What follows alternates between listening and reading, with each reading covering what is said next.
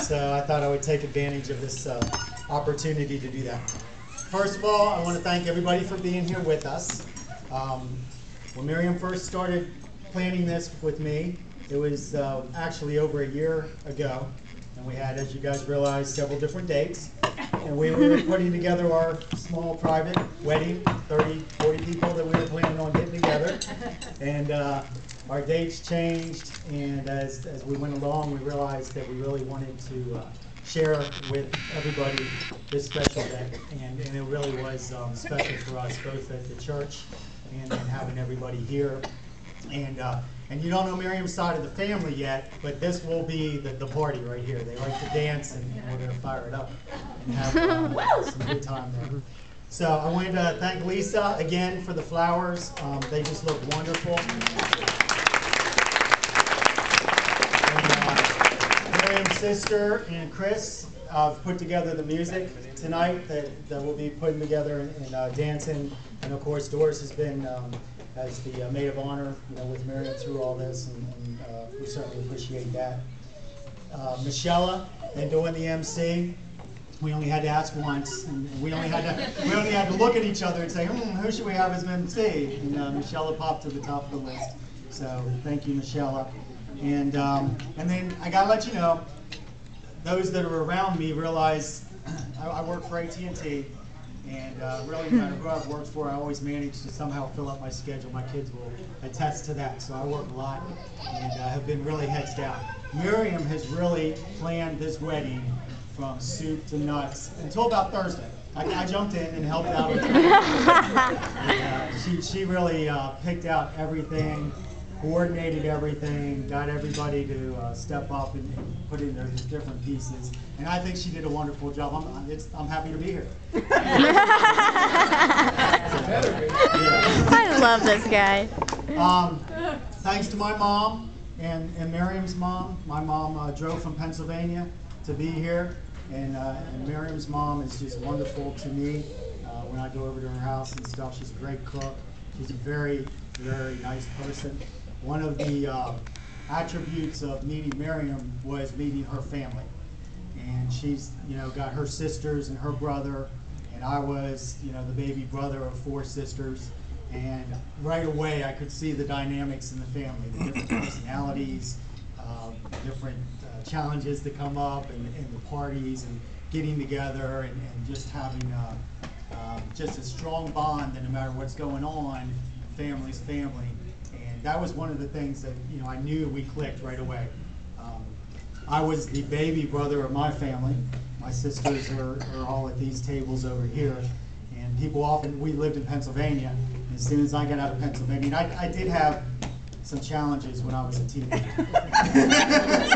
So when I got out of high school, I immediately joined the military and moved out.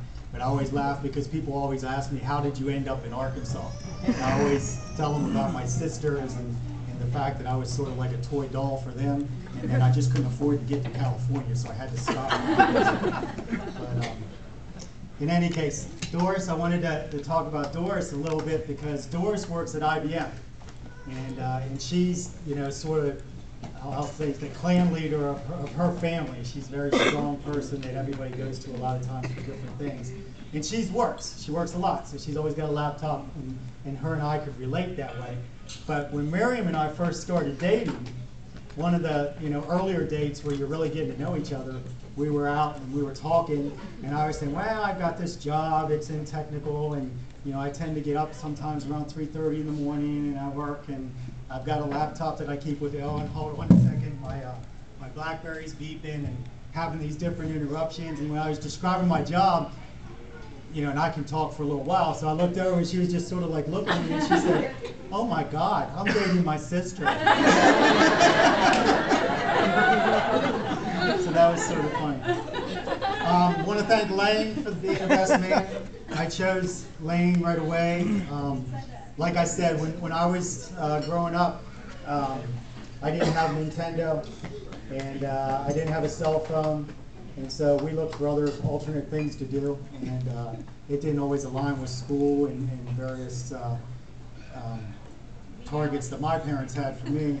But Lane is you know, I just have a lot of respect for him and all my kids and in this generation. They're a lot more aware of what they need to do to succeed and a lot more focused. And so, Lane, you know, I love you and thank you so much for being our best man. I really appreciate it. Michelle and Christina, you know, are just beautiful. We loved having them in the wedding as the bridesmaids, along with Doris. Just made the whole ceremony very beautiful for us. Thank you so much. Gary and Brian, we've talked a little bit about Gary and Brian. Gary and Brian, stand up just for a second. Just for a second.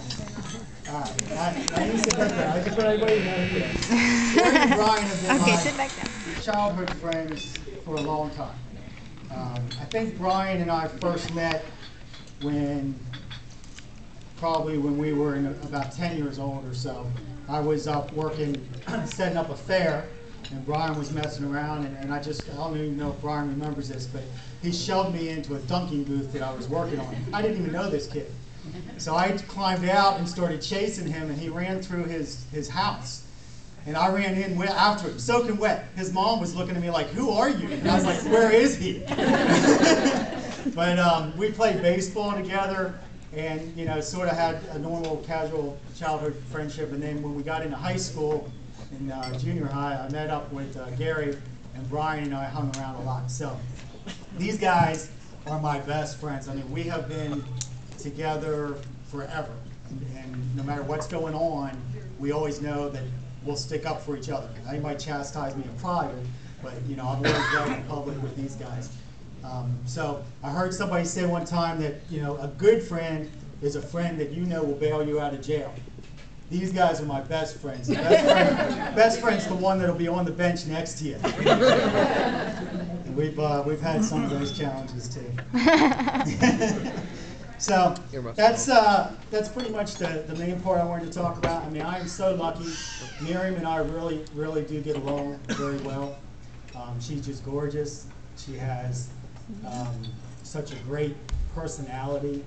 She's such a strong grandmother, and she balances me out so well, and it makes it all worth it at the end of the day, what's going on, and I just love being with her, and this is just a great day. We talked about this day for a long time, and we've got lots of life ahead of us, and we just can't wait to share it together.